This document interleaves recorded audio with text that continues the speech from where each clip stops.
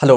तो आइए डिस्कस करते हैं रीजनलिज्म इन साउथ अमेरिका कि साउथ अमेरिका में रीजनलिज्म कैसे इमर्ज होता है और वहाँ पे एक रीजनल ऑर्गेनाइजेशन इमर्ज होके आता है जिसको हम मेरकॉजर के नाम से जानते हैं। साउथ अमेरिका आपको पता होगा एक कॉन्टिनेंट है, एक रीजन है जिसको हम लैटिन अमेरिका भी कहते हैं। इसके ऊपर नॉर्थ अमेरिका आता है जहाँ पे यूएसए वगैरह आता है, उसके बिल्कुल नीचे साउथ अमेरिका आता है। तो साउथ अमेरिका में किस तरीके से रीजनलिज्म इमर्ज हुआ और फिर मेरकॉजर क्या, मेरकॉजर एज अ रीजनल ऑर्गेनाइजेशन किस तरीके से इमर्ज होकर आता है वो हम यहाँ पे डिस्कस करेंगे। जब मैं मेरकॉजर की बात करता हूं, देखो मेरकॉजर का मतलब क्या होता है। मेरकॉजर तो एक लैटिन अमेरिकन शब्द है, लेकिन मेरकॉजर का मतलब होता है सदर्न कॉमन मार्केट। तो यहां पे कॉमन मार्केट की बात की जा रही है, मतलब कि साउथ अमेरिका का पूरा जो कंट्रीज हैं उनके कॉमन मार्केट की यहां पे बात की जा रही है। जब मैं मेरकॉजर की बात करता हूं ना, इसको 1991 में इस्टेब्लिश किया गया था और इसको ट्रीटी ऑफ असुनसियोन के तहत इस्टेब्लिश किया गया था। ट्रीटी ऑफ असुनसियोन, आपको नाम डिफिकल्ट लग रहा होगा, लेकिन ट्रीटी ऑफ असुनसियोन के तहत इसको 1991 में इस्टेब्लिश किया जाता है। 4 देशों के द्वारा इसको इस्टेब्लिश किया जाता है। 4 कंट्रीज इसमें इन्वॉल्व थी, जैसे कि Brazil, Argentina, Paraguay, Uruguay.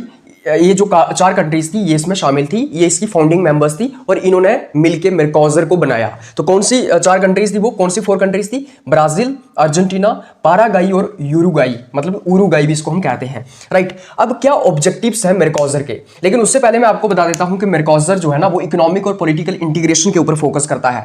So basically अगर मैं मेन एस्पेक्ट या फिर कोर एस्पेक्ट की बात करूं कि मेरकॉजर बेसिकली बनाया क्यों गया था, तो इसके पीछे इकोनॉमिक पर्पस था। मतलब कि जो ये देश थे, ये जो 4 कंट्रीज थी, इनकी जो इकोनॉमिक इंटीग्रेशन करनी है, मतलब कि इनका एक कॉमन मार्केट क्रिएट करना है, इकोनॉमिक कोऑपरेशन को बिल्ड करना है, इनके बीच में फ्री ट्रेड करना है, तो ये इसका ऑब्जेक्टिव था। सो बेसिकली इसके पीछे का मेन ऑब्जेक्टिव जो था वो इकोनॉमिक ऑब्जेक्टिव था कि हम इकोनॉमिक इंटीग्रेशन करें ताकि इन कंट्रीज के अंदर जो मार्केट है या फिर इन कंट्रीज की जो इकोनॉमी है वो इंटीग्रेट हो पाए, एक साथ सारे ये 4 के 4 देश मिलकर जो है वो अपनी इकोनॉमिक डेवलपमेंट कर पाए। हालांकि इसके अंदर पॉलिटिकल कोऑपरेशन भी आता है, लेकिन मेन ऑब्जेक्टिव इसका इकोनॉमिक कोऑपरेशन था।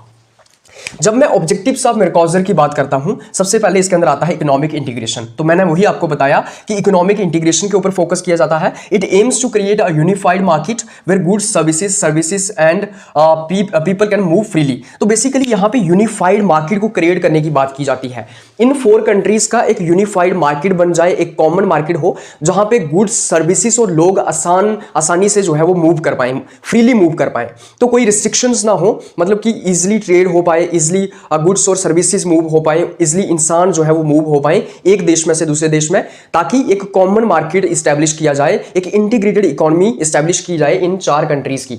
उसके बाद सेकंड इसके अंदर आता है पॉलिटिकल कोऑपरेशन। सो इसके अंदर पॉलिटिकल कोऑपरेशन के ऊपर भी फोकस किया जाता है, जैसे it foster cooperation on social, cultural and political matters to strengthen democracy and human rights across the reason.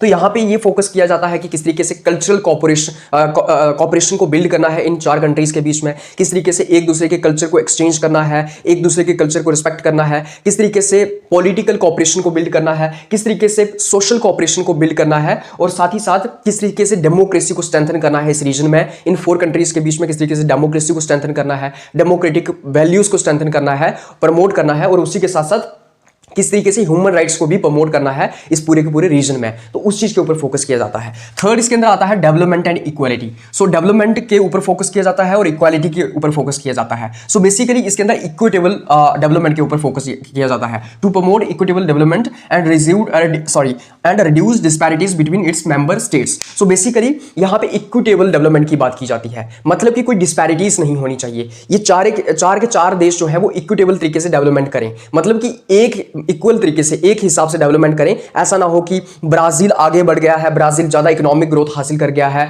Paraguay जो है वो पीछे रह गया है, या फिर अर्जेंटीना जो है वो पीछे रह गया है। सो बेसिकली इनके बीच में डिस्पैरिटीज को खत्म करना है, मतलब कि इनके बीच में जो असमानताएं हैं, जो इनइक्वालिटीज हैं वो खत्म करनी है, ताकि इक्विटेबल तरीके से ये सारे के सारे देश मिलके एक साथ जो है वो डेवलपमेंट कर पाए। उसके बाद फोर्थ इसके अंदर आता है इन्वायरमेंटल प्रिजर्वेशन। तो इसके ऊपर जो है वो इसके अंदर जो है वो सस्टेनेबल डेवलपमेंट के ऊपर भी फोकस किया जाता है कि हमें इन्वायरमेंट को कैसे प्रोटेक्ट करना है, हमें इस तरीके से डेवलपमेंट करनी है कि इन्वायरमेंट जो है वो उसके ऊपर गलत असर ना पड़े, इन्वायरमेंट को भी हमें प्रोटेक्ट करना है, हमें सस्टेनेबल डेवलपमेंट करनी है ताकि हम इन्वायरमेंट को भी कंसीडरेशन में रखें, हम ग्लोबल वार्मिंग इन्वायरमेंट चैलेंजेस को भी टैकल करें। तो इस चीज के ऊपर भी फोकस किया जाता है। तो इस तरीके से ये इसके ऑब्जेक्टिव्स आते हैं, किसके किसके, मेरकॉजर के।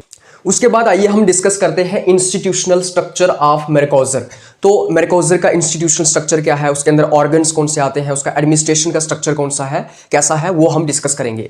तो सबसे पहले इसके अंदर आता है common market council. Common market council जो है वो एक लेजिस्लेटिव बॉडी है। तो सबसे ऊपर यहाँ पे कॉमन मार्केट काउंसिल आता है, लेजिस्लेटिव बॉडी है ये। लेजिस्लेटिव बॉडी का मतलब ये हुआ कि सारी की सारी जो पॉलिसीज हैं, जो लॉज हैं, वो किसके द्वारा बनाई जाती हैं, वो कॉमन मार्केट काउंसिल के द्वारा बनाई जाती हैं। इसके अंदर जो है वो मिनिस्टर ऑफ फॉरेन अफेयर्स आता है सारी की सारी कंट्रीज का।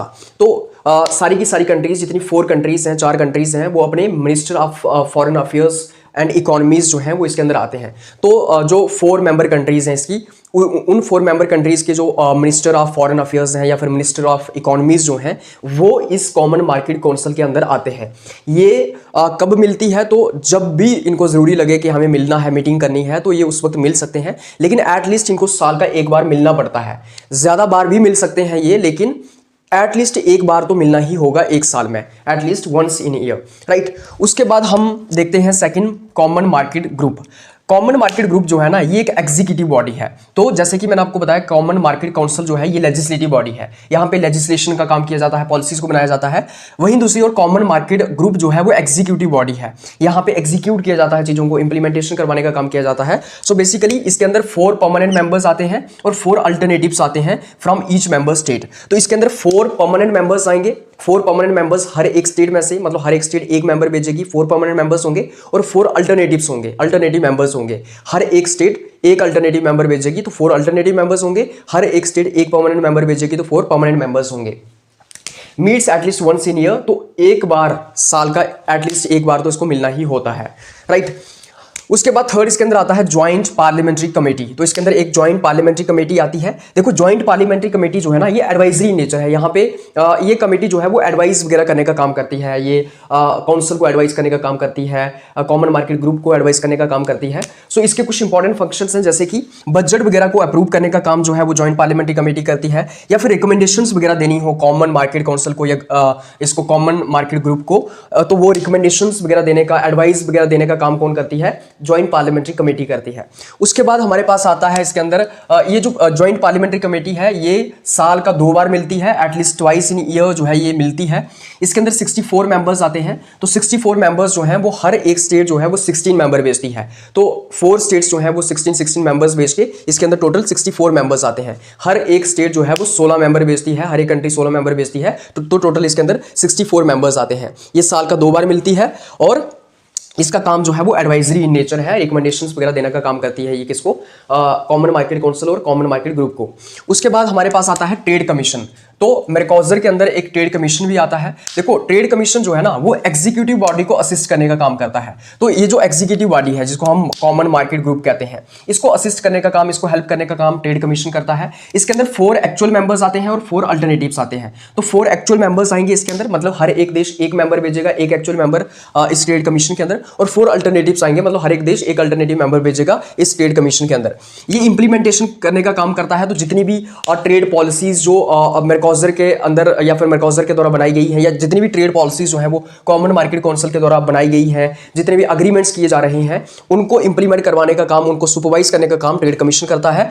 ये at least once in month meet करता है, मतलब कि महीने का एक बार इनकी मीटिंग होती है। ट्रेड कमीशन जो है मिलता है, ट्रेड कमीशन की महीने की एक बार जो है वो मीटिंग होती है। So it meets at least once in a month, right. तो इस तरीके से हम देखते हैं कि मेरकॉजर क्या है, किस तरीके से रीजनलिज्म इमर्ज होता है, कहाँ पे, साउथ अमेरिका में, और मेरकॉजर की सारी की सारी कंपोजिशन क्या है, मेरकॉजर कैसे बना, उसके बाद इसके ऑब्जेक्टिव्स क्या थे, और उसके बाद इसका कंपोजिशन क्या है या फिर इसका इंस्टीट्यूशन स्ट्रक्चर क्या है, वो हमने यहाँ पे डिस्कस कर लिया है। अगर आपको इस लेक्चर का पीडीएफ चाहिए तो आप इस वीडियो की डिस्क्रिप्शन में जा सकते हैं, आपको वहाँ पे टेलीग्राम चैनल का लिंक मिल जाएगा, वहाँ से टेलीग्राम चैनल को ज्वाइन कर सकते हैं, आपको पीडीएफ भी मिल जाएगा। आप सब लोगों का बहुत बहुत धन्यवाद।